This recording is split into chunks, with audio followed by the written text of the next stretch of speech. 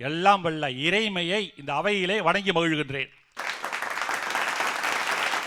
விண்ணாலும் தேவர்க்கு மேலாய வேதியணை, மண்ணாலும் மன்னவர்க்கு மாண்பாகி நின்ற ஆணை, தன்னார் தமிழளிக்கும் தன்பாண்டி நாட்டானை, பெண்ணாலும் பாகனை பேணும் பெருந்துறையில் கண்ணால் கழல்காட்டி நாயேனை ஆட்கொண்ட அண்ணாமலையானை பாடுதுங்கான் அம்மானை என்கின்ற மாணிக்கவாசகருடைய வரிகளை இந்த அவையிலே உச்சரித்து பட்டிமன்றத்தை துவக்குகிறேன்.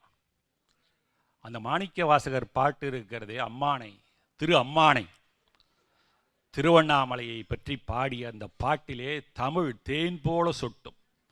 தன்னார் தமிழளிக்கும் தன்பாண்டி நாட்டானை என்கின்ற அந்த வரியை மீண்டும் மீண்டும் நான் படித்து பார்த்து ஆச்சரியப்படுவது உண்டு. உடலெல்லாம் ஒரு மயிர் கூச்சரியம் என்று சொல்வார்களே, அப்படி அந்த தமிழ் நம்முடைய ஊனை மட்டுமல்ல உயிரையும் உருக்கக்கூடிய பாடல் மாணிக்க வாசகருடைய பாடல்.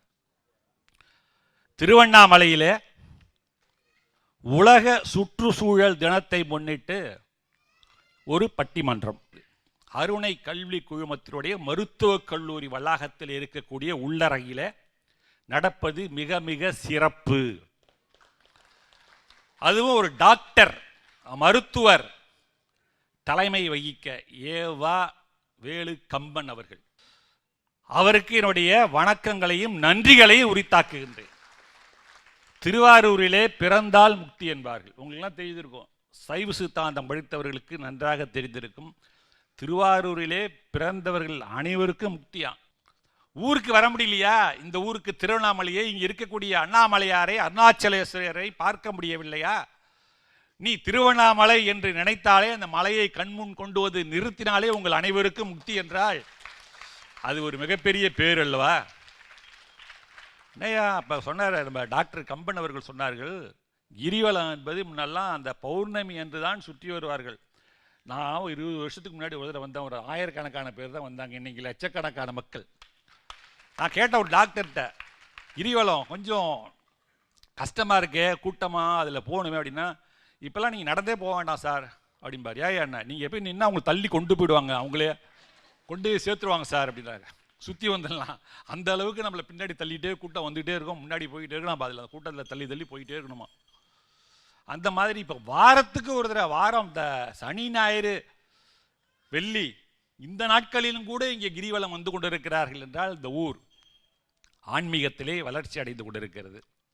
ஒரு அருமையான ஒரு தலைப்பை தந்திருக்கிறார்கள், மனிதகுல மகிழ்ச்சிக்கு பெரிதும் காரணமாக இருப்பது ஊடகங்களா உறவுகளா? ரேடியோ, நான்லாம் இலங்கை வானொலியில் அந்த காலத்தில் பாட்டு கேட்டுட்டு இருப்பேன். பூஜை கேத்த பூவிது நேத்து தானே பூத்தது, பூத்தது யாரது பார்த்தது, அந்த பாட்டுலாம் அந்த காலத்தில் ஓடிட்டு இருக்கும். ராசாத்தி ஒன்று காணாதனு அந்த காலத்தில் பாடின பாட்டு. இப்பெல்லாம் அதெல்லாம் அப்டேட்டட்னு வச்சுக்க. வானொலி கேட்போம் காலையில், அது 7 மணிக்கு போட்டோம்னா பொங்கும் பூம்புணல் அப்படின்னு நிறைய பாடல்கள் வரும், நிறைய நிகழ்ச்சிகள் வானொலி ஒரு காலத்தில். அப்புறமா டிவி வந்துச்சு. மிகச்சிறந்த ஒரு ஊடகம்னா இன்னைக்கு டிவி. டிவி இல்லாத இடமே கிடையாது, எல்லா இடத்துலையும் டிவி தான். அது முன்னெல்லாம் இவ்வளோ பெருசுக்கும் பொட்டி பார்த்தீங்கன்னா, அந்த பொட்டியோட பெரிய பொட்டியாக இருக்கும். ஸ்க்ரீன் இவ்வளோ பெருசாக இருக்கும், பின்னாடி நீட்டிட்டு இருக்கு 2 முழம் 3 முழத்துக்கு. உள்ளார கொண்டு போய் பெரிய நிறைய விஷயங்கள் வைக்கலாம் போல் இருக்கும், அந்த மாதிரி டிவி பெட்டி. இன்னைக்கெல்லாம் ஃப்ளாட் டிவியில் டிஜிட்டல் டிவியில் செவத்தோட செவ ஒட்டி வச்சுருக்கான். தின் இவ்வளோதான் டிவி, இவ்வளோதான் இருக்கு. ஆச்சரியமாக இருக்கு. செல்ஃபோன் இதை கண்டுபிடிச்சான் பாருங்க, அன்னைக்கு ஆரம்பிச்சுதுடா. இதனால நிறைய நன்மைகளும் இருக்கு. எந்த அளவிற்கு நன்மைகள் இருக்கின்றனவோ அதே அளவிற்கு தீமைகளும் அதில் இருக்கிறது என்பது உண்மை. நிறைய செய்தி காதல்லாம் செட் ஆகிடுதுன்றான். எப்படா செட் ஆகிடுச்சுன்னா, இல்லை செல்ஃபோன் வாயில தான் சார் செட் ஆகிடுச்சு. ஒரு 4-5 மெசேஜ் போட்டால் அதிலே எனக்கு செட் ஆகிடுச்சுன்றான். இது என்னடா நடக்குது? திரும்பி ஒரு 5-6 மெசேஜில் பிரேக்கப் ஆயிடுச்சுன்றான். செல்லு இது படுத்துகிற பாடு. இதன் உள்ளே இருக்கக்கூடிய அந்த நான் சொன்ன இவ்வளவு விஷயங்களும் ஊடக சம்பந்தப்பட்டது. இப்போ மனிதகுல மகிழ்ச்சியை தரக்கூடியது இந்த ஊடகங்களா? ஒன்றும் இல்லைங்க. ஒரு ஏர்போர்ட்டுக்கு போகிறாங்க, நீங்கள் வந்து கோயம்புத்தூர்லேருந்து சென்னை வரத்துக்கு ஏர்போர்ட்டுக்கு வரேன் வந்து ஏறுறதுக்கு ஒரு 100 பேர் உட்காந்துருக்காங்க, எல்லாம் இது மாதிரி சேரில் உட்காந்துருக்காங்க. நிசப்தம்னா அப்படி ஒரு நிசப்தம், பேச்சே காணும், நோ சவுண்ட்.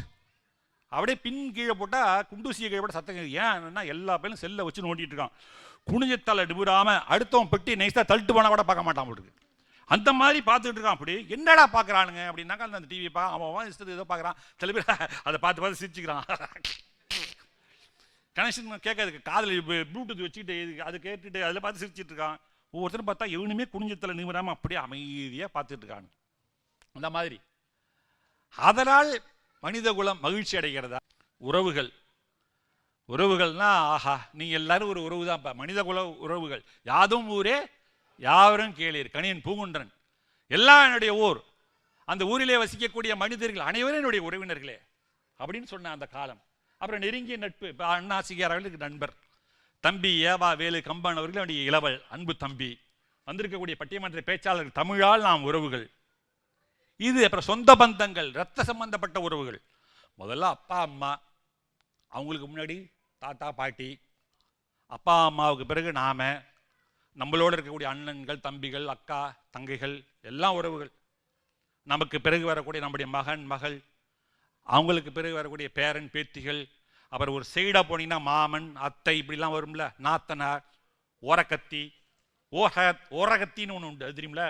அது என்ன, ஒரே ரகத்தில் வாழக்கூடிய 2 பெண்கள். அண்ணனை ஒருத்தன் கல்யாணம் பண்ணியிருப்பாங்க, தம்பி இன்னொருத்தன் கல்யாணம் பண்ணாங்கன்னா அவங்களுக்கு ஓரகத்தின்னு பேர் வச்சாங்க தமிழில். என்ன அர்த்தமுள்ள ஒரு சொல் ஓரகத்தி. இவைகளெல்லாம் சொந்தங்கள். அந்த உறவுகளோடு பழகக்கூடிய அந்த நாட்கள், அந்த நேரம் இனிமையானதா? ஒன்று வேணாங்க, ஒரு கல்யாண வீட்டுக்கு அந்த காலத்துலாம் கல்யாண வீட்டுக்கு போனால் 3 நாள் 4 நாள் ரொம்ப ஜோராக கலக்கட்டும். இப்போ கூட ஒரு நாள் ஒரு கல்யாணத்துக்கு போயிட்டு வந்தேன். சொந்தக்காரங்க, பெரியம்மா பையன் சித்தம்மா பையன் எல்லாரையும் பார்த்தேன். ராஜமூர்த்தி எப்படா இருக்க, எப்போ ரிட்டைர்மெண்ட்டு? 2 மாதத்தில் ரிட்டைர்மெண்ட்டா? நம்பவே இல்லைடா, 60 வயசு ஆயிடுச்சாடா உனக்கு அப்படின்றான். ஆமாட்டா ஆயிடுச்சுட்டா, என்னடா பண்ணுறது? அது அந்த நேரம் வந்து மகிழ்ச்சி தானே. இப்போ வந்து உண்மையான மகிழ்ச்சி எதில் இருக்குது? அதுதான் என் மேட்டர். மனிதகுல மகிழ்ச்சிக்கு பெரிதும் காரணம் ஊடகங்களே என்று பேசுவதற்காக உங்களுடைய பலத்த கைத்தட்டலுக்கு இடையே அருணகிரி சிதம்பரநாதனை அன்போடு அழைக்கிறேன். வாங்க.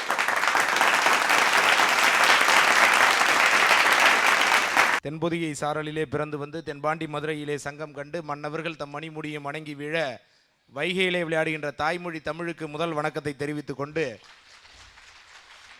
அழகான நடுவர், அறிவான நடுவர், இலக்கிய நயம் வாய்ந்த நடுவர் என்று நாம் எல்லோரும் நினைத்து கொண்டிருக்கிறோம். ஆனால் என் மனதில் அவர் ஆன்மீக நடுவராகவே என்றும் தோன்றுகிறார். நடுவர் அவர்களுக்கு மனமார்ந்த வணக்கங்களை தெரிவித்துக் ரொம்ப ரொம்ப மகிழ்ச்சிப்பா. உலகத்திலேயே ஜோதி வடிவில்தான் இறைவனை காணலாம், ஆணும் பெண்ணும் சமம் என்று அர்த்தநாரீஸ்வரராக ஜோதி சொரூபமாகவும், குழந்தைகளுக்கு பேச்சு சரியாக வரலாம், அந்த டங் ட்விஸ்டர்னு சொல்லுவாங்க, நாக்கு பிறழ்ச்சியை சரி பண்ணணும்னா அருணகிரிநாத பெருமான் அருளிய நம்முடைய திருப்புகழை பாடினாலே சரியாகிவிடும். திருப்புகழ் உருவான இடமும் யோகிகளை உருவாக்கிய இடம், ஞானிகளை இழுத்த இடம், 24x7 ஹாஸ்பிட்டல் மாதிரி என்றும் அன்னதானம் வழங்குகின்ற திரு அண்ணாமலை இந்த ஊரிலே இந்த நிகழ்ச்சி நடப்பது மிகவும் மனதிற்கு மகிழ்ச்சி அளிக்கிறது. அற்புதமான தலைப்பு. நடுவர் அவர்களே, நம்முடைய மனிதகுல மகிழ்ச்சிக்கு பெரிதும் துணையாக இருப்பது உறவுகளா ஊடகங்களா? இதான் தலைப்பு. ஆமா, மனசியாட்சியோட சொல்லணும். கல்யாணம் பண்ண யாருன்னா சந்தோஷமா இருக்கீங்களா? கிடையாது. இல்ல, அங்க பாருங்க சத்தம் வேகமா வருது. எந்த உறவால இங்க சந்தோஷம் நமக்கு இருக்கு? கிடையவே கிடையாது. உறவு என்றாலே பிரச்சனை தான். சீர்வரிசையில வராத பிரச்சனை வேற எங்க இருக்கு? எங்க நடுவர் சொன்னாரு, கல்யாணம்னா அப்ப ஜேஜேன்னு இருக்கும், இப்படி இருக்கும், அப்படி இருக்கும். இப்பெல்லாம் பேக்கேஜா போயிடுச்சு. ஒரு 10 ரூபா ஆட்டை கொடுத்தா அவன் எல்லாத்தையும் பார்த்துப்பான். ஒரு 10 ரூபா இப்ப கம்மியா மொய் செஞ்சா போதும், நான் எவ்வளவு செஞ்சேன் தெரியுமா அப்படின்னு சட்டையை பிடிக்கக்கூடிய காலம். சின்னதா ஒரு பிரச்சனை, மரியாதை, தாய் மாமனுக்கு சின்ன மரியாதை கொடுக்கலாம், தாலி காட்டுற நேரத்தில் ஆள் காணாம போடுவார். அவரை தேடி நீ பின்னாடி ஓடணும். எனக்கு தேங்காய் சட்னி வைக்கல தெரியுமான்னு மேலே ஒரு அங்காளி பங்காளி சண்டை வளர்ப்பான். இந்த உறவுகளால் தொந்தரவுகள் மட்டும்தான் நம்மளுக்கு தொடர்ச்சியாக இருந்துகிட்டு இருக்கே தவிர சந்தோஷம் என்பது கிடையவே கிடையாது. நீங்கள் நீதிமன்றத்துக்கு போய் பாருங்கள், அந்த காலத்தில் அண்ணன் தம்பி உறவுலாம் எப்படி இருந்துச்சு தெரியுங்களா? ராஜாக்கள் மாளிகையும் காணாத இன்பமடா, 4 கால் மண்டபம் போல் நாம் கொண்ட சொந்தமடா அப்படின்னு ஒரு அற்புதமான பாடல். அண்ணன் தம்பி அப்படி இருந்தாங்க. அண்ணன் அங்கே வந்தாருன்னா தம்பி இங்கே பயப்படுவார், அண்ணன் வந்துட்டார் பேசாத அப்படின்னு சொல்லிட்டு ஒரு பயம். இப்போ என் இடத்துல நீ வீடு கட்டிடுவியா, கால் வச்சு பாடுறா, காலை தூக்குறான் அப்படின்ட்டு நீதிமன்றத்தில் சொத்து பிரச்சனையில் தான் அண்ணன் தம்பி உறவு போயிட்டு இருக்கே தவிர பிறகு எப்படி இங்கே உறவுகள் சந்தோஷத்தை கொடுக்கும்? உறவுகள் என்னைக்குமே நல்லதை சொல்லியே கொடுக்காது. இன்ஸ்டாகிராமத்தில் வாடி வாழலாம், நாம வாழும் நிமிஷத்தெல்லாம் சுட்டு தள்ளலாம் அப்படின்னு சொல்லிட்டு ஒரு அற்புதமான பாடல் செல்ஃபி புள்ள. இப்படி தான் எங்களுடைய லைஃப் ஜாலியாக போயிட்டுருக்கு. நீங்களாம் ரொம்ப கஷ்டப்பட்டுருப்பீங்க அந்த காலத்தில், ஒளியும் ஒளியும் அதெல்லாம். அப்போ நாங்கள் ஏஞ்ச உடனே பல்லு விளக்குறமோ இல்லையோ, குளிக்கிறோமோ இல்லையோ, ஸ்டோரி போட்டு சந்தோஷமாக இருப்போம். முன்னாடிலாம் ஸ்டேட்டஸோட வாழண்டான்னு சொல்லி கொடுத்தாங்க. ஆனால் எல்லார் ஸ்டேட்டஸையும் சமமாக வைக்க சொல்லி கொடுத்தது எங்களுக்கு வாட்ஸ்அப் தான். சார் கஷ்டப்பட்டு தொலைக்காட்சியில் அண்ணன் விஜயன் அண்ணெல்லாம் வந்திருக்காரு. எவ்வளோ சிரமப்பட்டு ஒரு இடத்துக்கு போகிறதுக்கு எவ்வளோ கஷ்டப்பட்டுருப்பாருன்னு தெரியும். ஒன்றுமே இல்லை சார், கும்பமேளா நடக்குது, வெறும் மணி வித்துட்டு இருந்துச்சு புள்ள. ஒரு அருமையான அழகான பொண்ணு, நீல நிறமான கண்ணு, அழகான பொண்ணு, நீல நிறமான கண்ணு. அப்புறம் அங்க ஒரே ஒரு இன்ஃப்ளூயன்சர் போனாப்ல, ஒரு போட்டோ எடுத்து போட்டாரு. ஊர்ல இருக்கிற எல்லா இன்ஃப்ளூயன்சரும் அந்த பொண்ணை போட்டோ எடுத்து போட்டுக்கிட்டே இருந்தாங்க. ஒரு தெருக்கோடியில் வெறும் மணி விற்று கொண்டிருந்த இன்று அந்த பெண்மணி கைகளால் மணி எண்ண முடியாத அளவிற்கு வருகின்ற ஹிந்தி படத்துல ஹீரோயினா நடிக்கிற அளவுக்கு ஒரு மோனலிசாவை அறிமுகப்படுத்தியது ஊடகம் தானே. ஒண்ணுமே இல்லை, ஆண் பெண் இரு பாலினம், மூன்றாம் பாலினம் திருநங்கை, உறவுகளால் கைவிடப்பட்டவர்கள். எந்த உறவு திருநங்கைக்கு ஆதரவு கொடுத்தாங்க? பாப்பா உன்னுடைய உடல்ல இருக்கக்கூடிய வேதியியல் மாற்றம் தான் இதுக்கு காரணம், நாங்கள் உன்னை பார்த்துக்கிறோன்னு எந்த அப்பா அம்மாவும் சொல்றதில்லை, எந்த உறவும் சொல்வதில்லை. அவர்களாக வெளியே வந்து அவர்களாக ஒரு உறவை தேடிக்கொண்டு அவர்களாக வாழ்ந்துட்டு இருக்காங்க. காஞ்சனான்ற ஒரு திரைப்படத்தில் சுப்ரீம் ஸ்டார் சரத்குமார் அவர்கள் திருநங்கையாக வேடம் விட்டு ஒரு மருத்துவம் படிக்கக்கூடிய ஒரு பொண்ணை தத்து எடுத்து படிக்க வச்சார்னா எல்லாராலையும் சாதிக்க முடியும் என்ற காட்சிகளை கருத்தாக்கமாக கொடுப்பது ஊடகமா இல்லையா? எங்க ஊர்ல 2-3 ஆண்டுகளுக்கு முன்னாடி பல நிகழ்ச்சிகளை நாங்கள் பார்க்கும்போது ஒரு பாப்பா அழகா பாடும். நான் அசந்து பார்ப்பேன், ஆஹா அற்புதமா பாடுறமா, நல்லா நீ வருவோமா அப்படின்னு அந்த நேரத்தில் வாழ்த்தினோம். விழுப்புரத்தில் புத்தக திருவிழா நடக்குது, அந்த பொண்ணு நல்லா பாடுது. அப்போ எங்களுடைய ஊடகமாக இருக்கக்கூடிய சோஷியல் டிஜிட்டல் மீடியாவில் ஒரு வீடியோ எடுத்து போடுறோம். உடனே மிகப்பெரிய தொலைக்காட்சிகளிலெல்லாம் அழைப்பு வந்து விஜய் டிவி சூப்பர் சிங்கரில் பாடி இன்று உலகம் அறியக்கூடிய வறுமை நிலையிலிருந்து இந்த மற்றவர்களை வாழ வைக்கக்கூடிய நிலைமைக்கு உயர்ந்திருக்கக்கூடிய அர்ஷினி நேத்ரா அவர்களை விழுப்புரத்திலிருந்து உருவாக்கியது ஊடகம்தான் என்பதை நாம் புரிஞ்சுக்கணும். சார் யாரு பிரச்சனை இருந்தால் சும்மா பேசலாம், இவங்க 3 பேரும் எல்லாருமே பாருங்க, கல்யாணம் ஆயிருந்தா வீட்டில் சண்டை போட்டு வந்திருப்பாங்க, இல்லைன்னா அப்பா அம்மா கூட சண்டை போட்டு வந்திருப்பாங்க. புருஷனுக்கு பொண்டாட்டியால பிரச்சனை, பொண்டாட்டிக்கு புருஷனால பிரச்சனை, இவங்க 2 பேரும் ஒன்றா இருந்தால் புள்ளையால பிரச்சனை, இது எல்லாம் நல்லா இருந்தால் மாமனார் மாமியார் பிரச்சனை, இது எல்லாம் இருந்தால் பக்கத்து வீட்டுக்காரன் பிரச்சனை, எல்லாமே சரியா இருந்தாலும் தாய் மாமன் பிரச்சனை, அவரும் ஒழுங்கா இருந்தாலும் இவர் சொன்னார் எங்க நடுவர் அவர்கள் ஓரவத்தி நாத்தனாரு கொழுந்தனாரு நாறு நாருன்னு கிழிக்கிற பிரச்சனை. ஆக பிரச்சனைகளை மட்டுமே வைத்து கொண்டு மன நிம்மதியை கெடுத்து கொண்டு இருக்கிறது. லவ் பண்றவனுக்கு தான் தெரியும் கஷ்டம். ஏன் அந்த பொண்ணு கூட பேசுற, ஏன் பொண்ணு மட்டும் வாங்கிட்ட பேசுது, இதெல்லாம் ஒரு நல்ல விஷயம் தானே. நம்ம வந்து எல்லாரும் கூடயும் சகஜமா பழகிறது நல்லது தானே நடுவர் அவர்களே. அப்படி பழக விட மாட்டாங்க பெண்கள், அதை கொஞ்சம் நீங்க பார்த்து சரி பண்ணுங்க. அதனால என்றும் வாழ்க்கையில் எங்கு சென்றாலும் இந்த உறவுகள் நமக்கு கை கொடுக்காது, உன்னை தூற்றிக் கொண்டேதான் இருக்கும். ஆகையால் ஊடகங்கள் உனக்குள் ஒரு திறமை இருந்தால் நாடறிய செய்கிறது, காற்றுள்ள போதே தூற்றிக்கொள் என்பது போல இந்த ஊடகங்களை சரியாக பயன்படுத்தி கொண்டு உங்களுடைய திறமையை அங்கீகாரம் செய்து கொண்டு உங்கள் வாழ்க்கையில் சமூகத்திற்கு முன்னுதாரணமாக நீங்கள் வாழ்ந்து காட்டுங்கள். ஆகையால் என்றும் எங்களுக்கு மகிழ்ச்சியை தந்து கொண்டிருப்பது ஊடகங்களே ஊடகங்களே என்று தீர்ப்பளிக்குமாறு நாம் உறவாக இருப்போம் என்று கூறிக்கொள்கிறோம். நன்றி, வணக்கம் ஐயா. அருமை அருமை. அருணகிரி சிதம்பரநாதர் அவர் மெயினாக சொன்ன ஒரு குற்றச்சாட்டு உறவுகளை பற்றி. இந்த உறவுகள் எல்லாம் எப்பொழுதுமே சும்மா இருக்காது, ஏதாவது ஒரு பிரச்சனை கொண்டு வந்துக்கிட்டே இருக்கும். அதை சமாளிக்கிறது ரொம்ப கஷ்டம். அதுக்கு பதில் பேசாமல் செல்ஃபோனை நோண்டிகிட்டு இருக்கலாம். இப்போ சமீபத்தில் நேற்றுக்கு முந்தின நாள் ஒரு செய்தித்தாளில் பார்த்தேன், கல்யாணம் தாலி கட்டுற நேரம், கல்யாணம் வந்துருச்சு தம்பி, தாலி கட்டுற நேரம், இந்த பொண்ணு ஒருத்தனுக்கு ஃபோனில் பேசிகிட்டு இருக்கு, ஒரு ஆள்கிட்ட 10 நிமிஷமாக பேசுது.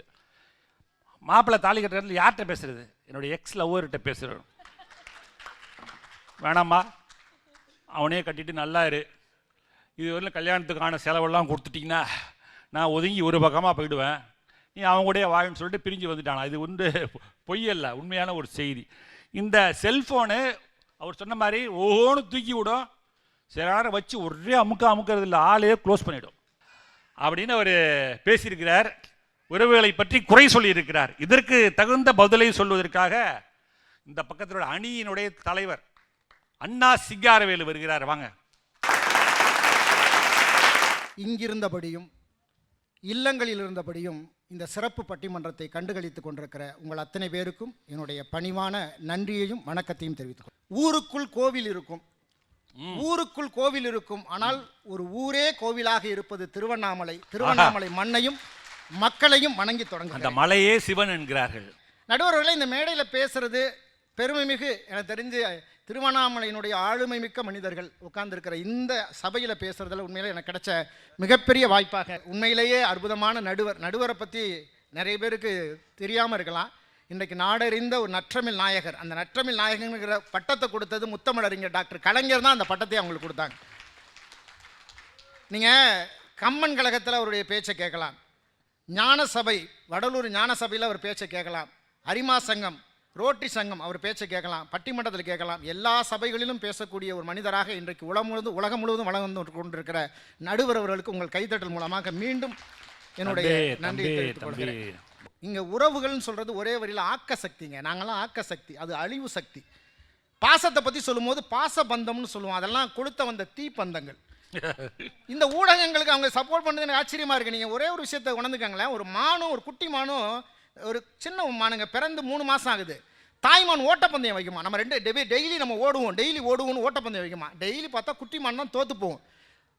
ஒரு நாள் குட்டிமான் ஜெயிச்சுதுங்க, தாய்மான் சந்தோஷப்பட்டு சிரிச்சுதான். அப்போ தான் குட்டிமான் அம்மாவை பார்த்து கேட்டுதான், அம்மா டெய்லி ஓட்டப்பந்தயம் வைப்ப, நான் தோற்று போவேன், நீ தான் ஜெயிப்ப, அப்பெல்லாம் சிரிக்கலையே, இன்னைக்கு நான் ஜெயிச்சுட்டேன், நீ தோத்துட்ட, இப்போ போய் சிரிக்கிறியேன்னு தாய்மானை பார்த்து கேட்டுதான். அப்போ தான் தாய்மான் சொன்னதான், நான் ஜெயிப்பதல்ல சந்தோஷம், என் பிள்ளைகள் ஜெயிப்பதுதான் எப்போதும் பெற்றோர்களுக்கு சந்தோஷம் அப்படின்னு. பிள்ளைகளை ஜெயிக்க வைத்து சந்தோஷப்படுகிற உறவுகள் இருக்கிற காலத்தில் எப்படி வேணாலும் பேசலாமா?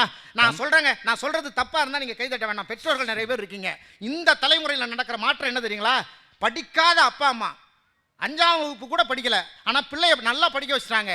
படித்து ஆளான பிள்ளை அமெரிக்காவில் வேலை கிடைக்குது, லண்டனில் வேலை கிடைக்குது, துபாயில் வேலை கிடைக்குது. அப்படி வேலை கிடைச்ச பிறகு அந்த பையன் செய்கிற வேலை என்ன தெரியுமா? படிக்காத அப்பா அம்மாவுக்கு பாஸ்போர்ட் எடுத்து விசா எடுத்து முதல் முறையாக விமான பயணத்தை என்னுடைய பெற்றோர்கள் அனுபவிக்கணும்னு எத்தனையோ படிக்காத அப்பா அம்மாக்களை விமான பயணத்தை ஏற்றி சந்தோஷப்படுத்துகிற பிள்ளைகள் இருக்கிற காலம். சென்னையை கூட பார்க்காத அப்பா அம்மா இருக்கிறாங்க. முதல் முறையா என்னுடைய அப்பா அம்மா விமானத்தில் அப்பா அம்மா சொல்றாங்க, நெகிழ்ந்து போறாங்க, நாங்கள் விமான நிலையத்தை கூட பார்த்ததில்லை, படிக்காத நாங்கள் இன்னைக்கு விமானத்தில் போகிறதுக்கு எங்கள் பிள்ளைகள் காரணமாக இருக்கிறாங்கன்னு. இந்த உறவுகளை கொச்சைப்படுத்தி என்னமோ எனக்கு ஒன்றும் புரியவே இல்லை. எனக்கு அவங்க சொல்கிறது செல்ஃபோன் வந்ததில்லை. அப்போல்லாம் என்ன தெரியுங்களா, செல்ஃபோன் அதிகமாக 2003 தான் நம்ம கையில் அதிகமாக புழங்க ஆரம்பிச்சு. ஏன் தெரியுங்களா? அதுக்கு முன்னால் வரைக்கும் ஃபோன் பண்ணாலும் காசு, ஃபோன் வந்தாலும் காசு, அவுட் கோயிங் இன்கமிங். 2003க்கு பிறகு தான் இல்லை, நாம் ஃபோன் பண்ணால் தான் காசு, நமக்கு ஃபோன் வந்தால் காசு இல்லைங்கிற ஒரு சூழல் வந்தது.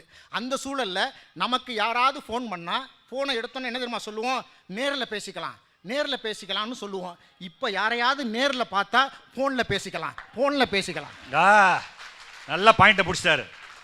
என்னங்க கொடுமையா இருக்கு. எவனும் நேரிலே பேச மாட்டேங்கிறான். நேரடியா நீங்க இன்னும் சுருக்கமா சொல்லட்டுங்களா? தாவி தாவி விளையாண்ட குழந்தைகள் இருந்தது அந்த காலம், தடவி தடவி விளையாடுகிற குழந்தைகள் இருப்பது இந்த காலம். தடவி ரேகையே தெரிஞ்சு போச்சு. கால் வலிக்க விளையாண்ட குழந்தைகள் இருந்தது அந்த காலம், கண் வலிக்க விளையாடுகிற குழந்தைகள் இருப்பது இந்த காலம். அருமையா. நேற்று ட்ரெயினில் வந்து 3 மணிக்கு ஒருத்தர் செல்ல நோண்டிட்டு இருக்கான். 12 மணிக்கு பார்த்தா அவன் மூஞ்சில அந்த ஒளிவட்ட தெரிஞ்சுது. என்னங்க செல்ல நோண்டான், பார்க்குறான் 3 மணிக்கும். அப்போ தூங்கவே இல்லை அவன். பொதுவாக ஒரு வார்த்தை சொல்லுவாங்க, இன்னைக்கு கிராமத்தில் சொல்ற வார்த்தை தான், உப்போட அருமையும் அப்பனோட அருமையும் இல்லாத போது தான் தெரியும்னு ஒரு வார்த்தையை பதிவு பண்ணுவாங்க. இன்னைக்கு ஒரு ராணுவத்தில் வேலை பார்க்குற ஒரு வீரனுங்க 1 மாதம் விடுமுறையில் வீட்டுக்கு வந்திருக்கான். முடிஞ்சு ஒரே நாள் தான் கிளம்பணும். மனைவியை பார்த்து கூப்பிட்டு சொன்னான், இல்லை ஒரே ஒரு தடவை உன்னை ஆற தழுவி கேட்டுமான்னு கேட்டான். மனைவி புதுசாக பார்த்தா, என்னது புரியலையே, இல்லை ஒரே ஒரு தடவை உன்னை இருக்க கட்டி பிடிச்சி கட்டுமான்னு கேட்டான். மனைவி அண்ணாந்து பார்த்தோன்னே அந்த ராணுவ வீரன் என்ன தெரியுமா சொன்னான்? லீவு முடிஞ்சு நான் திரும்ப போகிறேன், நான் போயிட்டு திரும்ப வரும்போது தேசிய கொடியை ஏற்றி விட்டு வருவேனா அல்லது தேசிய கொடியை போத்தி கொண்டு வருவேனா எனக்கு தெரியாது. அருமை. கையில் பெட்டியோடு வருவேனா அல்லது பெட்டிக்குள் வருவேனா எனக்கு தெரியாது. அதுவரை நீ வீட்டை பார்த்துக்கொள், தேசத்தை நான் பார்த்துக் கொள்கிறேன் என்று சொல்லுகிற உறவுகள் இருக்கிற தேசத்தில் வந்து உறவுகளை எல்லாம் கொச்சப்படுத்துற மாதிரி எனக்கு தெரியல. நான் கேட்குறேன், என்ன பேசிட்டு போனவர் என்ன புத்தரா? நடுவில் உட்காந்துருக்க அம்மா என்ன அன்னை தெரசாவா? இவர் என்ன போதி தர்மரா? பொதுவாக நம்ம உறவுகளை பற்றி சொல்லும்போது என்ன தெரியுமா சொல்லுவோம்?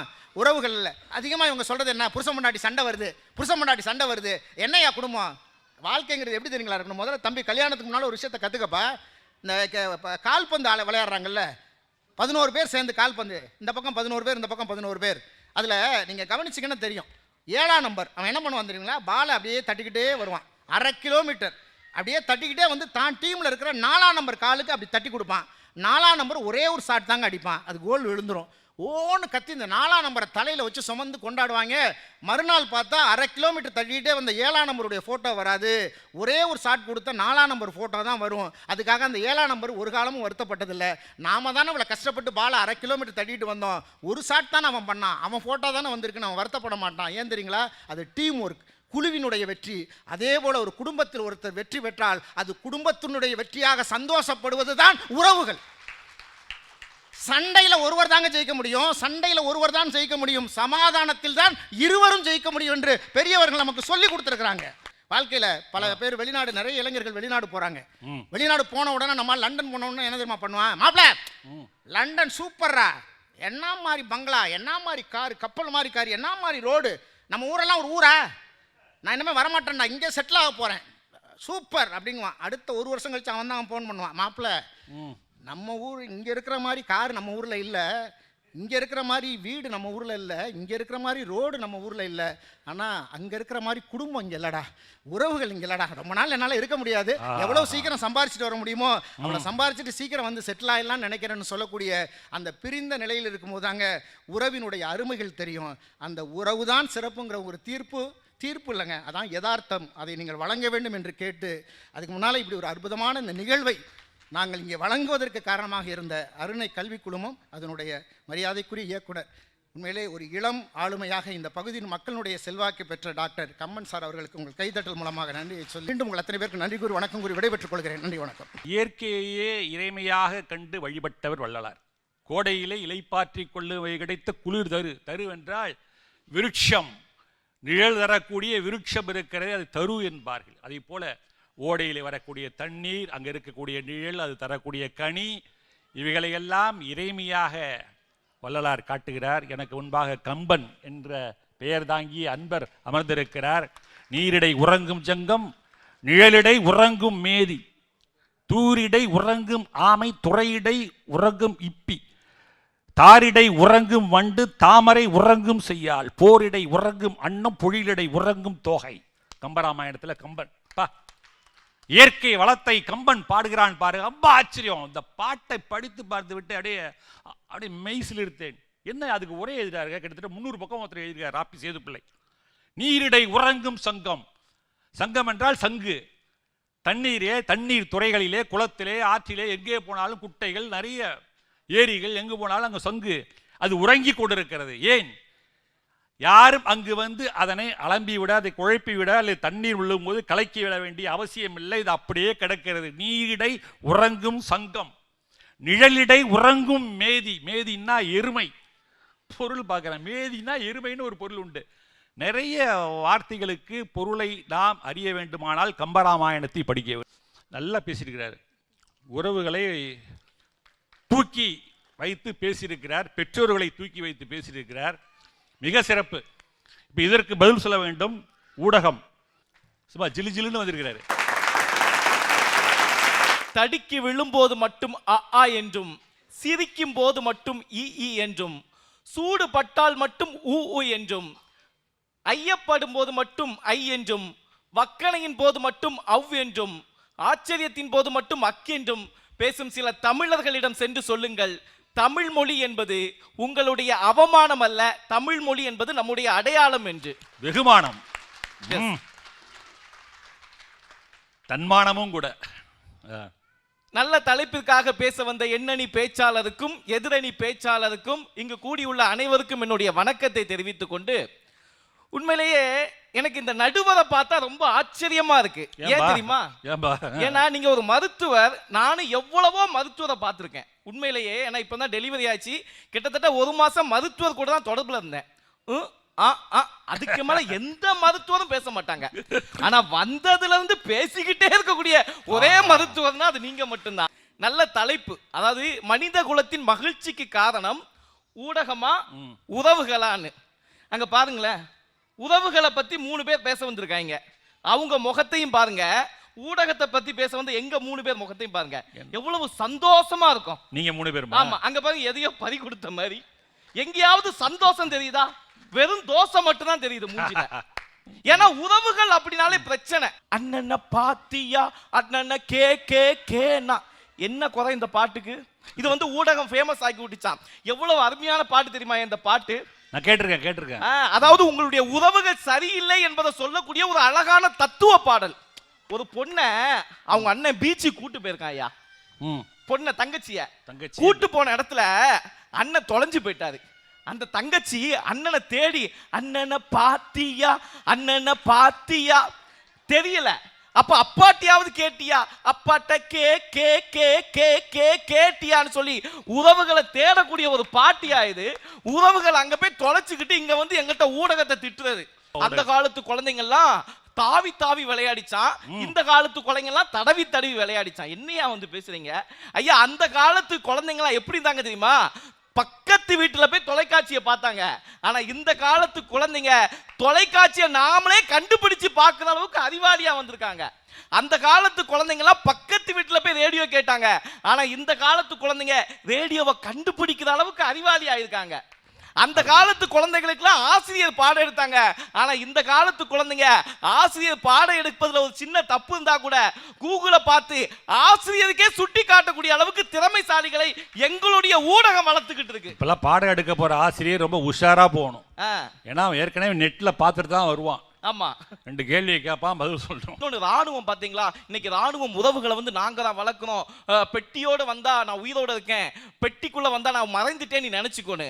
ஆனா அந்த ராணுவத்துல எவ்வளவு கடினமாக இருக்கிறது என்பதை சமீபத்தில் அமரன் என்கிற திரைப்படம் மூலமாக இன்னைக்கு ஒட்டுமொத்த உலகிற்கும் எடுத்து காட்டணும் இல்லையா?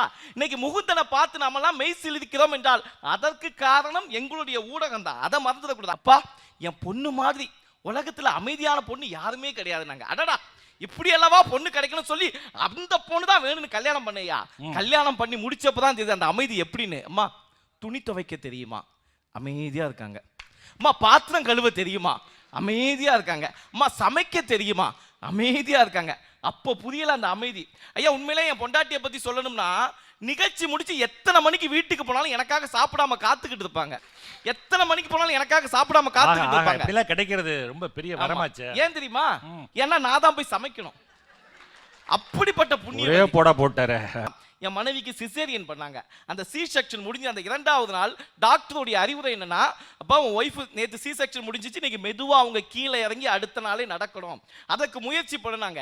என் மனைவி அப்படி லைட்டா தூக்கி கூட நசு இருக்காங்க, அப்படி மெதுவா நடமாங்க. அவங்களுக்கு வலி தாங்க முடியல. உண்மையிலே பெண்களுக்கெல்லாம் இந்த இடத்துல நான் போற்றுகிறேன். அவ்வளவு கஷ்டமான வலி. இதெல்லாம் ஈடுகட்ட முடியாத அந்த வலி. அப்ப அந்த மனைவியால இறங்க முடியல. அப்படியே துடிச்சுக்கிட்டு இருக்கும்போது ஒன்னே ஒண்ணுதான் என் பண்ணேன். என் மொபைல் எடுத்து நடந்த உண்மை சிங்கப்பெண்ணை சாங்க போட்டேன். மாதரே சிங்கப்பெண்ணே உன்னாலே முடியாது என்று ஊரே சொல்லும் நம்ப. அந்த பாட்டை கேட்க அவங்க ஒரு எனர்ஜியா இறங்கி அடி எடுத்து நடந்தாங்க பாத்துங்க. அப்ப இருந்தது எனக்கு மகிழ்ச்சி. அந்த மகிழ்ச்சியை எனக்கு இந்த ஊடகம் தான் கொடுத்துச்சு. அந்த காலத்துல மகாபாரதம், பாரத போர் எதனால் நடைபெற்றது? என்ன சூதாட்டத்துல தோத்துட்டாங்க. எதுக்கு? தன்னுடைய சகோதரர்கள் 5 சகோதரர்களுக்கு இடத்தை பகிர்ந்து கொடுக்கணும். உறவுகளுக்கு அவங்க முக்கியத்துவம் கொடுத்திருந்தா பாரத போர் அப்படின்னு ஒன்று நடந்திருக்குமா? நிச்சயமா நடந்திருக்க வாய்ப்பு இல்லதான். சரி, ராமாயணத்துக்கு வாங்கல. கைகை, ராமர் அவருக்கும் தன்னுடைய ஒரு மகன் தானே. சரி, அவன் இந்த நாட்டை ஆண்டுட்டு போட்டு தன்னுடைய மகன் இன்னொரு மகன் இந்த நாட்டை ஆண்டுகட்டும் நினைச்சிருந்தா, உறவுகளுக்கு முக்கியத்துவம் கொடுத்திருந்தா கம்பராமாயணம் நடந்திருக்குமா? ராவணன் சீதையை தூக்கிட்டு போயிருப்பாங்களா? சரி, அதை விடுங்க. அடுத்து சிலப்பதிகாரம் வாங்க.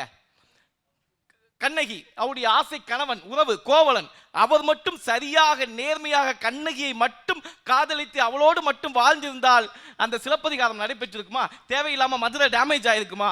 ஆகவே இந்த உறவுகளை எப்படி பார்த்தாலும் பிரச்சனையே என சொல்லி மக்களுக்கு மகிழ்ச்சியை கொடுப்பது இந்த ஊடகம்தான் என சொல்லி வாய்ப்பளித்த அத்துணை நல் உள்ளங்களுக்கும் நன்றி கூறி விடைபெறுகின்றேன். நன்றி, வணக்கம். அப்பா, குழந்தைய குளிப்பாட்டினதில் ஆரம்பிச்சு மகாபாரதம், ராமாயணம், சிலப்பதிகாரம் 2 இதிகாசம், இங்கே ஒரு காப்பியம், அதில் கூட அதை முடிச்சிருக்கிறாரு. மூச்சு விடாமல் பேசுகிறாரு அவர். நல்ல ஒரு கைத்தட்டல் கொடுங்க.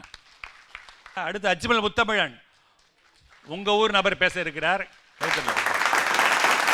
அன்னையும் பிதாவுமாகிய என் முன்னறி தெய்வங்களை முதற்கண் வணங்கி மகிழ்ந்து இந்த இனிய நாளிலே இனிய வாழ்ப்பை வழங்கியிருக்கக்கூடிய புதுயுகம் தொலைக்காட்சிக்கு மனமார்ந்த வணக்க மகரந்தங்களை தெரிவித்துக் கொண்டு புதுயுகம் தொலைக்காட்சியினுடைய நேயர்கள் அத்துணை பேருக்கும் அன்பான வணக்கங்களும் நன்றிகளும்.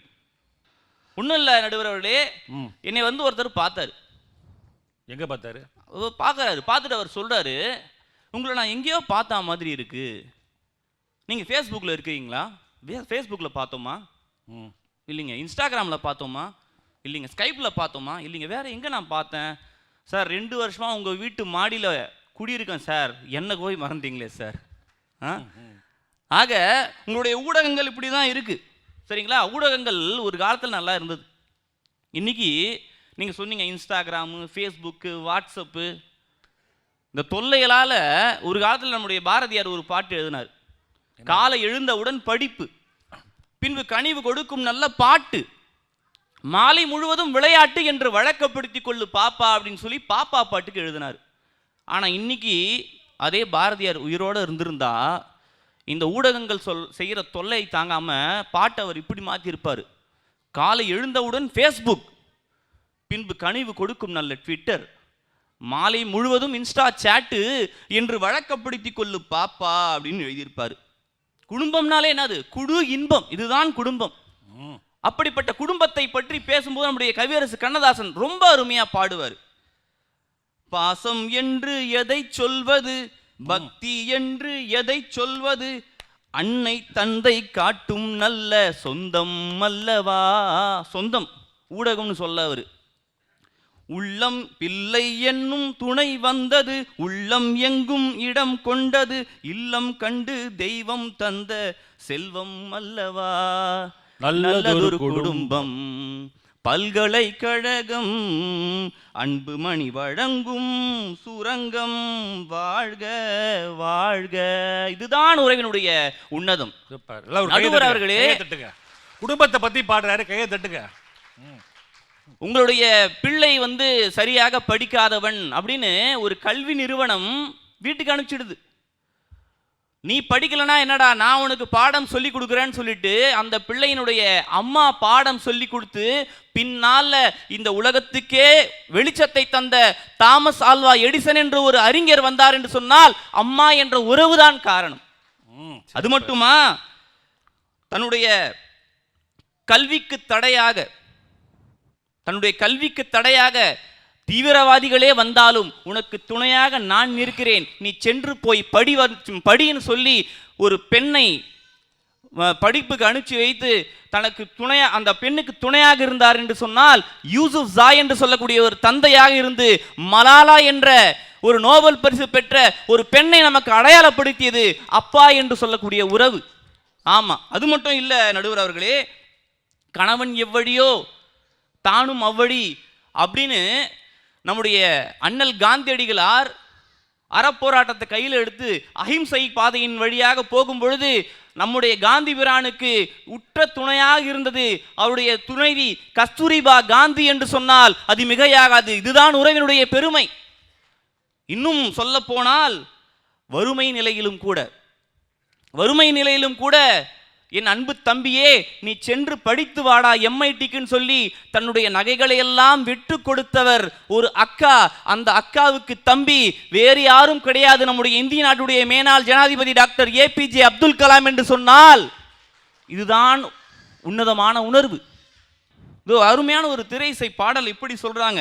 உன் மூச்சில் நான் வாழ்ந்தால் என் முதுமை ஆனந்தம், நீ இன்னொரு பிறவியில் என்னை பெற்றால் இன்னும் ஆனந்தம், பனி கொட்டும் மாதத்தில் உன் வெப்பம் ஆனந்தம், என் காது வரைக்கும் கம்பளி போர்த்தும் கருணை ஆனந்தம், சொந்தம் ஓர் ஆனந்தம், பந்தம் பேரானந்தம். அண்டர்லைன் பண்ணிக்கோங்க நடுவர் அவர்களே. சொந்தம் பேரானந்தம், பந்தம் பேரானந்தம், கண்ணே உன் விடியால் பிறழுதால் கண்ணீரும் ஆனந்தம் ஆனந்தம், பச்சை கிளிகள் தோலோடு பாட்டுக்குயிலோ மடியோடு, பூலோகம் ஆனந்தத்தின் எல்லை, இந்த பூமிக்கு கண்ணீர் தேவையில்லை.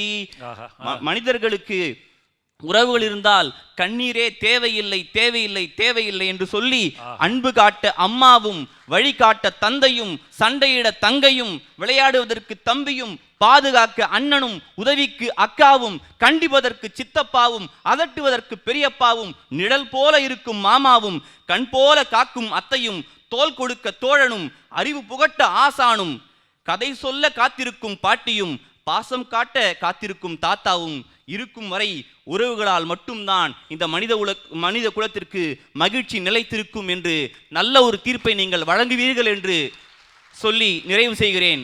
நன்றி, வணக்கம். உறவுகளுடைய பெருமையை நிறைய வரலாறுலாம் சொன்னார். Thomas Alva Edison, Abdul Kalam, தம்பி ஏஆர் ரஹ்மான் அந்த கீபோர்டு வாங்குறதுக்கு அவங்க அம்மா வளையலை விற்று வாங்கி கொடுத்துருக்காங்க. இளையராஜாவோட அம்மா, இளையராஜா அவர் சொந்த ஊர்லேருந்து இங்கே வரத்துக்கு பண்ணைபுரம்னு நினைக்கிறேன், அங்கேருந்து இங்கே வரத்துக்கு அங்கே வீட்டில் இருந்த ரேடியோ பெட்டியை விற்றாங்களாம். அதெல்லாம் இப்போ படிக்கும்போது ரொம்ப ஆச்சரியமாக இருக்கு. உறவுகளுடைய பெருமையை சொன்னார். திருவாரூர் சினேகா ஊடகங்களே என்று பேசுவதற்காக வருகிறார். பிறந்து சிறந்த மொழிகளுக்கு மத்தியில் சிறந்தே பிறந்த என் தாய் தமிழை வணங்கி தொடங்குகிறேன். திரு ஆரூர் தமிழச்சியின் அன்பு வணக்கங்கள். தமிழகத்துல ஒரே இடத்துல மட்டும்தான் தலவிருட்சமான மகிழ மரத்தின் அருகே நின்று பார்த்தால் 9 கோபுரமும் ஒரே இடத்துல தெரியும்னு சொன்னா, அப்படிப்பட்ட மந்திரமலையாக இருக்கக்கூடிய திருவண்ணாமலையில பக்தி சிறப்பா பண்பாடு சிறப்பா அப்படின்னு யோசிச்சா எல்லாத்தையும் தாண்டி திருவண்ணாமலையில பண்பட்ட மக்கள் தான் சிறப்புன்னு அதற்கு அடையாளமாக அமர்ந்திருக்கக்கூடிய அத்துணை ரசிக பெருமக்களையும் வணங்கி தொடங்குகிறேன். நடுவர் அவர்களே, இன்னைக்கு ஊடகத்துல என்ன இருக்குன்னு கேக்குறாங்களா சார்? என்ன சார் இல்ல ஊடகத்துல? இன்னைக்கு உள்ள இளைஞர்கள்ட்ட கேட்டு பாருங்க சார். யார் நடந்த பாதையிலையும் நான் நடக்க மாட்டேன், நான் நடந்தாலே அதை ஒரு பாதையாக உருவாக்கக்கூடிய திறமையும் தன்னம்பிக்கையும் இருக்குன்னு சொல்லக்கூடிய இளைஞர்களுக்கு இன்னைக்கு வழிவகுத்து கொடுக்கக்கூடியது ஊடகங்கள் இல்லையா சார்? எங்கேயும் வேணாம், இங்க இருக்க திருவள்ளூர் மீஞ்சியூர்ல நம்ம சாதனை படைக்கணும்னா அது காரணம் இல்லை, இது காரணம் இல்லை, அந்த வழி இல்லை, இந்த வழி இல்லைன்னு நம்ம நல்லதே பண்ணாலும் அதை நல்லதா பார்க்காத சொந்தக்காரனுக்கு முன்னாடி 9வது படிக்கிற பையன் சார், 9வது படிக்கிற பையன் வாட்ஸ்அப்க்கு சமமா ஒரு ஆப்பை கண்டுபிடிச்சிருக்கான்னு சொல்லிட்டு அமேசான் நிறுவனம் 2 லட்சம் சம்பளம் கொடுத்து ஒரு 9வது பையனை வேலைக்கு எடுத்திருக்குன்னு சொன்னா இது இல்லையா சார் வளர்ச்சி அப்படின்றது? நடுவர்களே, சுந்தர் பிச்சையே நம்ம ஊர் ஆள் தான்றாங்க. இன்னைக்கு பள்ளிகள்ல பல்கலைக்கழகங்கள்ல 41% ஆசிரியர்கள் கற்றலுக்கு சமூக ஊடகத்தை பயன்படுத்துறாங்க. 90% கல்லூரி மாணவர்கள் படிக்கிறதுக்கு சமூக ஊடகத்தை பயன்படுத்துறாங்க. 85% உயர்கல்வி நிறுவனங்கள்ல தொழில்முறைக்காக சமூக ஊடகத்தை பயன்படுத்துறாங்க. 65% கல்லூரி பேராசிரியர்கள் பாடம் எடுக்கிறதுக்கு சமூக ஊடகத்தை பயன்படுத்துறாங்க. கல்வி பொருட்களை தயாரிக்கிறதுக்கு கூட ஒரு வாரத்துக்கு 3-5 மணி நேரம் சமூக ஊடகம் பயன்படுகிறதுன்னு சொன்னா எதுல சார் உங்களுக்கு சமூக ஊடகங்கள் பயன்படலன்னு நான் கேட்கிறேன். விசேஷம் வச்சா சார், விசேஷம் வச்சா விசேஷத்தை எப்படி நடத்துறதுன்னா நடுவர் அவர்களை பார்க்கலாம். விசேஷத்துக்கு வர சொந்தக்காரன் என்னெல்லாம் பண்ண காத்திருக்காங்களோன்னு இவங்களேவா சார் பார்த்துக்கிட்டு இருக்க முடியும்? எதுனா ஒன்று வந்தா நல்லது செய்யறாங்களோ இல்லையோ சார், நம்மளை வச்சு நல்லா செஞ்சுட்டு போயிடுறாங்க சார். நல்லா ஒரு பஞ்சி டயலாக்காவே பேசுறது பாப்பா. வாழ்க்கையில பிரச்சனை இருக்கலாம் நடுவர் அவர்களே, சொந்தக்காரன் இருக்கும்போது மட்டும்தான் சார் எங்களுக்கு வாழ்க்கையே பிரச்சனையா இருக்கு. இதுக்கெல்லாம் நாங்க போய் என்ன நடுவர் அவர்களே பண்றது? நாம பிறந்ததும் சில பிரச்சனை வரும், நமக்கு பிறந்ததால சில பிரச்சனை வரும், நாம கட்டும் போது சில பிரச்சனை வரும், நாம கட்டினதுனால நமக்கு சில பிரச்சனை வரும், நம்மளை கட்டினதுனாலே சில பிரச்சனை வரும். ஆனா இந்த புள்ள பூச்சிக்கெல்லாம் கொடுக்கு முளைக்கும் நான் என்ன கனவாடா கண்டேன் அப்படிங்கிற மாதிரி ஒரு நல்ல நாள் புள்ள நாள்னு போனா எந்த சொந்தக்காரனாச்சும் அவன் வேலையை மட்டும் பார்க்கறானா சார்? அப்புறம் படிச்சு முடிச்சிட்டீங்க, அடுத்து என்ன பண்ண போறீங்க? நான் என்ன பண்ண உனக்கு என்ன? அடுத்து எப்போ கல்யாணம் பண்ண போறிய? ஏன் கல்யாணம் பண்ணா காசு கொடுத்து உதவ போறியா?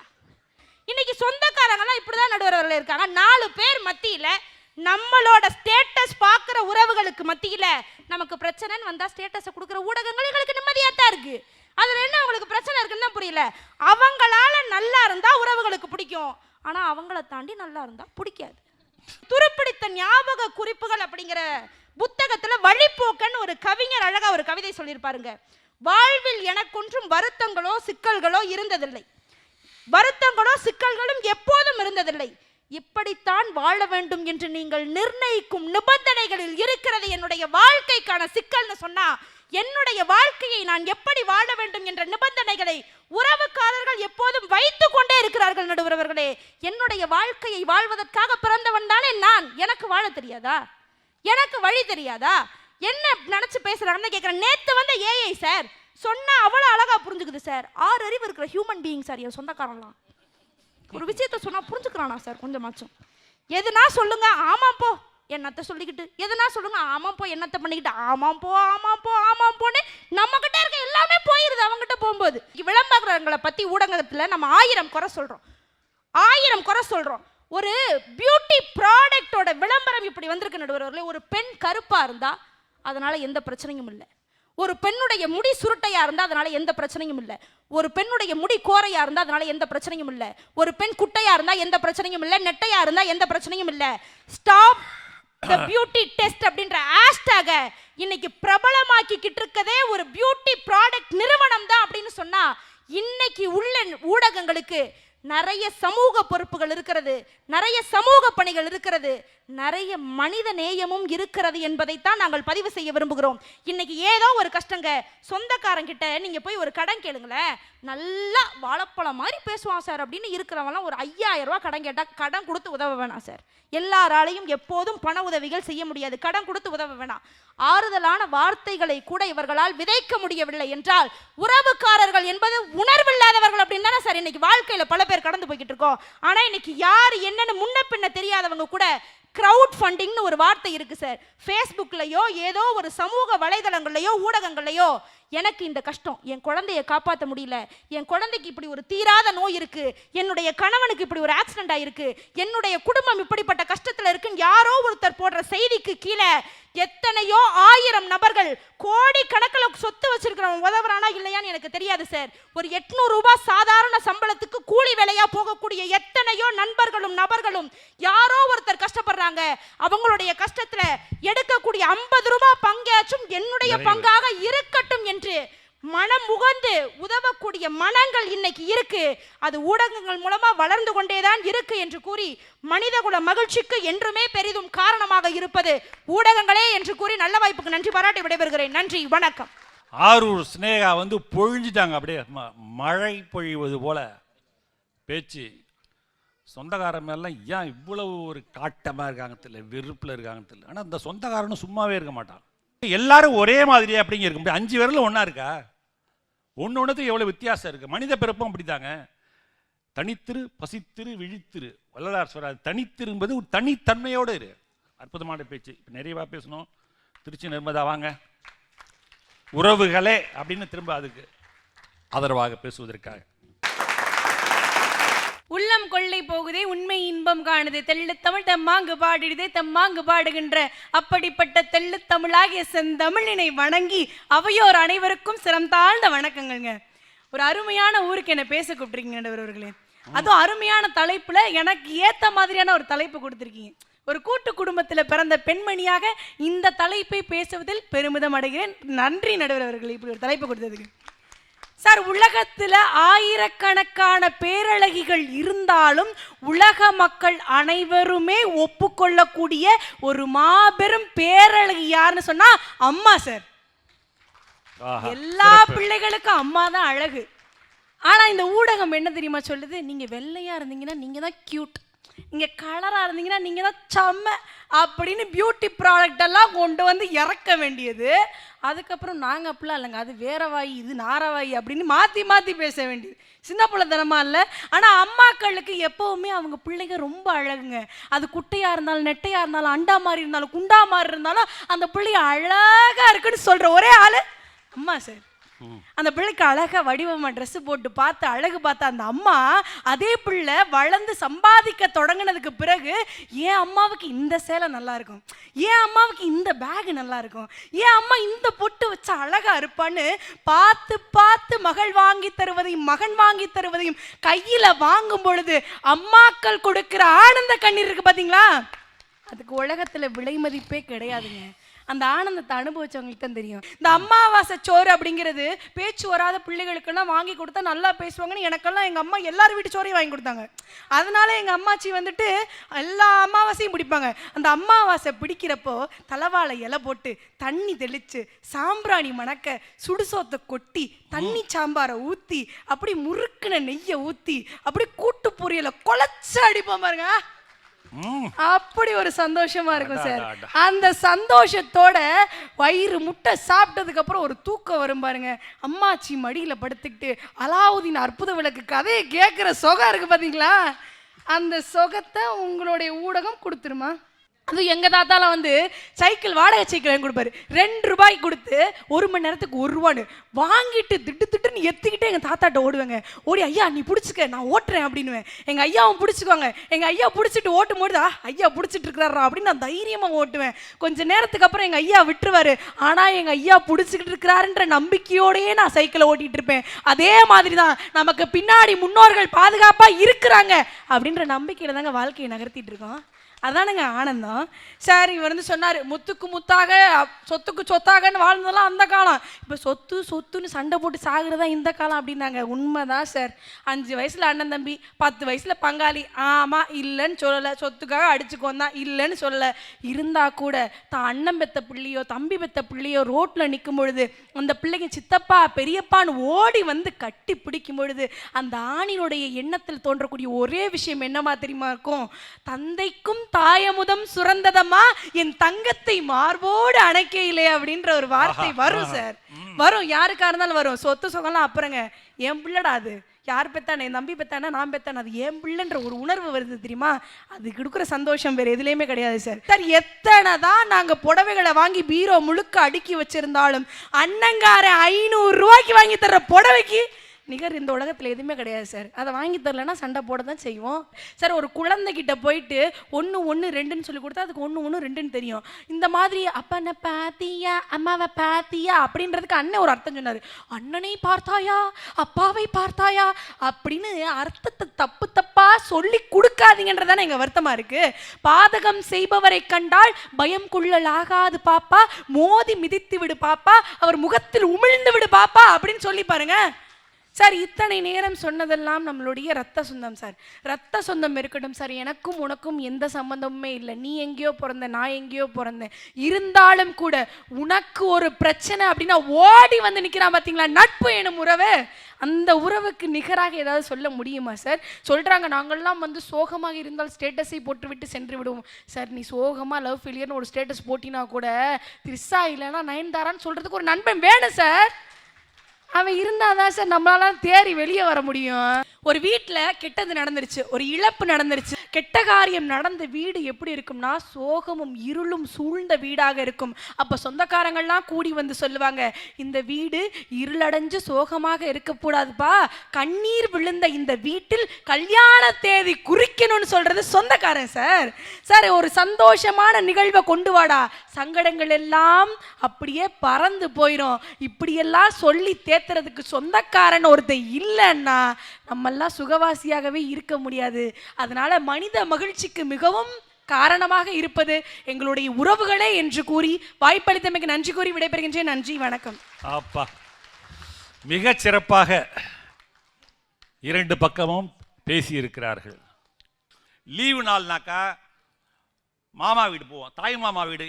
இப்போல்லாம் அது மாதிரி யாராவது இப்போ சம்மர் வெக்கேஷன் தானே, எங்கள் ஊரில் வந்து நாங்கள்லாம் சம்மர் வெக்கேஷன், அதாவது விடுமுறை, கோடை விடுமுறைனா தாய்மாமா வீட்டுக்கு போயிடுவோம். தாய்மாமா வீட்டில் என்னன்னு கேட்டிங்கன்னா அவங்களோட பிறந்த அக்கா தங்கச்சி, எங்கள் அம்மாவோட பிறந்த அக்கா தங்கச்சி 5 பேர். அந்த 5 பேருடைய பசங்களும் வந்துடுவாங்க. அங்கெல்லாம் இரவில் எல்லாம் ஒன்றா படுத்து கிடப்போம், பேசிக்கிட்டு ஜாலியாக இஷ்டத்துக்கு பேசுவோம். அப்போவே வந்து சண்டை ஒரு எம்ஜிஆரா சிவாஜியான, அதுக்கு சிவாஜிக்கு 4 பேர் பேசுவான், எம்ஜிஆருக்கு 4 பேர் பேசுவான். அது ஒரு ஜாலியாக இருக்குங்க. சொந்த பந்தம் நேரம் போகிறதே தெரியாதுங்க. ஊடகங்கள் பலவிதமாக நமக்கு நம்முடைய நேரத்தை அவைகள் விழுங்கி கொண்டிருக்கின்றன. செல்லில் நாம் வந்து பயன்படுத்துவதை விட இந்த செல்லால் நம்முடைய நேரத்தை அதிகமாக செலவழித்து வீணடித்து கொண்டிருக்கிறோம் என்பதுதான் உண்மை. உள்ளபடியே இது வந்து நிறைய முழுங்குது. நிறைய பேர் புத்தகங்களை படிக்கிறதே கிடையாது. இப்போ புத்தகம் படிப்பது என்பது ஒரு காலத்தில் நிறைய செய்திகளை உள்வாங்கி கொண்டிருந்தலாமல்ல. பாரதியார் பாட்டெல்லாம் சொன்னாங்க இல்லையா, ஓடி விளையாடு பாப்பா நீ ஓய்ந்திருக்கலாகாது பாப்பா, கூடி விளையாடு பாப்பா ஒரு குழந்தையே வையாதே பாப்பா. அதில் கூட என்ன சார், ஓடி விளையாடு பாப்பா, நீ ஓய்ந்திருக்கலாகாது பாப்பா, கூடி விளையாடு பாப்பா, உன்னுடைய தோழிகளோடு உன்னுடைய ஒத்த வயது உடையவர்களோடு சேர்ந்து விளையாடு, அதுதான் மகிழ்ச்சி என்று சொன்னார்கள். நான்லாம் கூட்டாஞ்சோறு வச்சு விளையாண்டுருக்கேன். அதாவது ஒருத்தவங்க வீட்டிலேருந்து அரிசி எடுத்துகிட்டு வரணும், இன்னொருத்தவங்க வீட்டிலேருந்து எண்ணெய் எடுத்துகிட்டு வருவாங்க, பருப்பு ஒருத்தவங்க வீட்டில் எடுத்துகிட்டு வருவாங்க, விறகு ஒருத்தவங்க எடுத்துகிட்டு வருவாங்க, அடுப்பு ஒருத்தவங்க எடுத்துகிட்டு வருவாங்க, சட்டி பானைலாம் ஒருத்தர் எடுத்துகிட்டு வருவாங்க, தண்ணி எல்லாம் போட்டு என்னென்ன தேவையோ அதெல்லாம் அந்த தெருவில் உள்ள எல்லாரும் எடுத்துகிட்டு வந்து போட்டு வச்சு, நம்ம குழம்பு வத்த குழம்போ புளி குழம்பு வைப்பாங்க, வச்சு சாதத்தை வெடித்து அதை உட்காந்து மண் தரையில் உட்காந்து சாப்பிடும்போது, அது கூட்டாஞ்சோறு சாப்பிடும்போது எவ்வளவு இன்பமாக இருந்தது. நாங்கள்லாம் கபடி விளையாடுவோம், உள்ளபடியே கோலி குண்டு உட்காந்து எந்திரிச்சு அடிக்கணுங்க. கோலி குண்டெல்லாம் விளாண்ட கை குத்துங்க, கோலி குண்டு ஆட்டம். அந்த காலத்து ஆளுங்க எல்லாம் 60 வயசு. வாங்க வாங்க, பம்பரம் குத்துனீங்கன்னா சும்மா இப்படி இழுப்பு, இப்படி விட்டா இழுப்பு, அப்படி விட்டா சாட்டை, இப்படி விட்டா குத்து, அப்படியே இழுத்து இப்படி விட்டு கையில் வாங்குவோம். சாகா விட்டுனா சவுண்டு வரும், எடுத்துக்கிறோம். அதெல்லாம் விளையாடும்போது பசங்களோடு சேர்ந்து விளையாடும்போது என்ன, இன்னைக்கு எல்லாம் இதை வச்சுட்டு தனிமையில் ஒதுங்குறான், ரூமுக்குள்ளே உட்காந்துக்கிட்டு யார்கிட்டையும் பேச மாட்டேங்கிறான். இன்றைய இளைஞர்கள், என் பையனை சேர்த்தான் சொல்கிறேன், பேசுகிறானா 4 வார்த்தை 5 வார்த்தைக்கு மேலே சொந்தக்காரர்கிட்ட பேச மாட்டேங்கிறான். வெக்கமாக இருக்கு நமக்கு. ஏன் இப்படி இருக்கான் அவன், என்ன பண்ணி தொலைகிறது, அப்படி தான் இருக்கான்.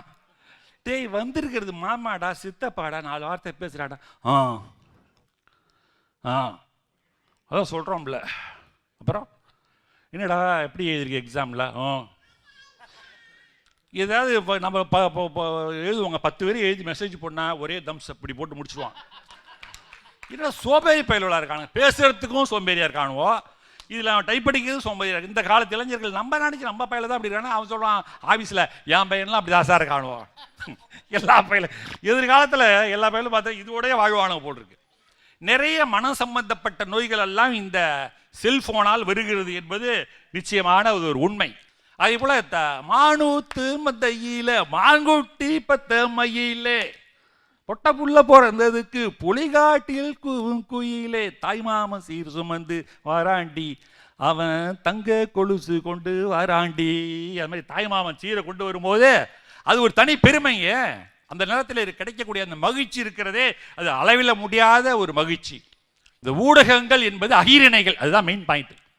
இதுக்கு என்ன உயிர் இருக்கா, இதுக்கு ஏதாவது மனசு இருக்கா, இது நம்ம கூட பேசுமா, இது வழி தான் காட்டும். இப்போ இடம் தெரியல, திருவண்ணாமலைக்கு போட சொன்ன ஒரு ரூட்டு மேப்பை அது எங்கேயோ சந்து பொந்துலெல்லாம் கொண்டு விட்டுருச்சு. இந்த கீழ்பெண்ணாத்தூரில் அன்னபூர்ணி அது என்னடா ஆசிரமத்தை பார்ப்போம்டா அப்படின்னு போனேன். ஒரே சிரிப்பு உனக்கு. ஏன் சார் அங்கே போகணுன்னா, நம்ம ரிட்டையர்மெண்ட் ஆனதுக்கப்புறம் நம்மளும் இந்த மாதிரி ஒரு ஆசிரமம் போடலான்டா, விட்றா அந்த வழியிலன்னு போட்டால் போய் முட்டு சந்தை கொண்டு விட்டுருச்சுங்க. அங்கே இறங்கி அன்னபூர்ணி அம்மா போனால் என்ன மாதிரி பார்க்குறான். அந்த அம்மா இப்படி போய் சார் மெயின் ரோட்டில் போய் அப்படி வாங்கினா, அங்கே போனால் அதுக்கும் ரூட் இல்லை. இது இதை போட்டு இதை நம்பி போனோம்னா சமயத்தில் முட்டு சந்தை கொண்டு விட்டுரும். இதை நம்பக்கூடாது. அது மாதிரி ஆன்லைனில் எங்கள் இப்போ ஒரு ஓடிபி நம்பர் வந்துருக்குமே, அதை கொஞ்சம் சொல்கிறீங்கன்னா முடிஞ்சு போச்சு. உன் பேங்க் பேலன்ஸ் எல்லாம் பிடிச்சி புட்டுக்கிட்டு போயிடும்.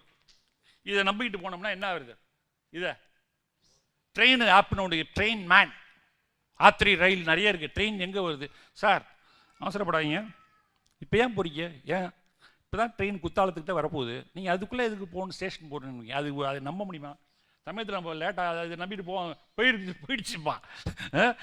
இதை எப்போதும் நம்ப முடியாது. ஆனால் சொந்த பந்தங்கள், உறவுகள், மனம் உள்ளவர்கள், மனசாட்சி உள்ளவர்கள், உயிர் உள்ளவர்கள், அவர்கள் நம்மோடு என்றைக்கும் இணங்கி வாழ்வார்கள், தோள் கொடுப்பார்கள். தோள் கொடுப்பான் தோழன் என்றே உண்டு. நம்முடைய இன்ப துன்பங்களை பகிர்ந்து கொள்வதற்கு நல்ல மனிதர்கள் தேவை.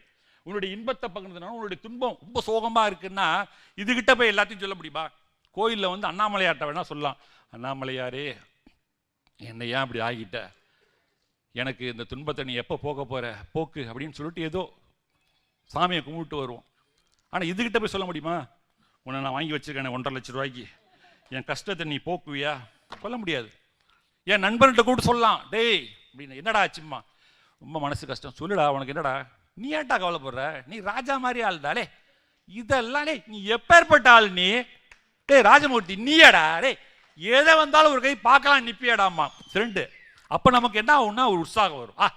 நாம ஏன்டா இதை பார்த்து பயப்படணும், தோண்டு போகணும் அப்படின்னு சொல்லிட்டு தலை நிமிர்ந்து நிற்பாங்க. ஆக நமக்கு ஆறுதல் தர, தேர்தல் தர, உதவி செய்ய, எல்லாவற்றிற்கும் நமக்கு துணையாக இருப்பது ஊடகங்களை விட உறவுகளே. ஆகவே மனிதகுல மகிழ்ச்சிக்கு என்றைக்குமே உதவியாக இருக்கக்கூடியது, நிலைத்து இருக்கக்கூடியது நம்முடைய உறவுகளை என்கின்ற தீர்ப்பை சொல்லி உங்களிடமிருந்து விடைபெறுகிறேன். நன்றி, வணக்கம்.